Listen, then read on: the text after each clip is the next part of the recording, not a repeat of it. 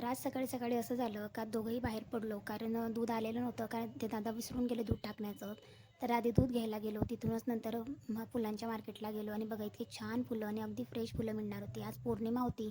चैत्र महिन्यातील पौर्णिमा असल्यामुळे मला गजरासुद्धा घ्यायचा होता कुलदेवीसाठी. त्याच्यानंतर लगेच इथे नंतर सकाळी-सकाळी छान असे फ्रूटसुद्धा आलेले होते. त्याच्यामध्ये मला टरबूज दिसलं जे की माझं खूप जास्त फेवरेट आहे. म्हटल्यानंतर टरबूज घेतलं, थोडे ॲपल्स वगैरे घेतले, नंतर संत्री वगैरे छान असं घेऊन झालं. आणि आऊंचं असं असतं का सकाळी-सकाळी ऊन होण्याच्या आधी आपण घेऊन येऊ जेणेकरून घरातले कामे मग दिवसभर करता येतात. आणि त्याच पद्धतीने मग घरी आली. सर्वात आधी चहा बनवला. चहा वगैरे पिऊन झाला आणि लगेचच इथे आता पूजेला लागले. छान अशी देवपूजा झाली. तुम्ही बघताय का पुन्हा एक जास्वंदीचं फूल आलेलं होतं. ते मी स्त्री यंत्रावर अर्पण केलं. आईसाहेबांसाठी आणलेला गजरासुद्धा अर्पण केलेला होता.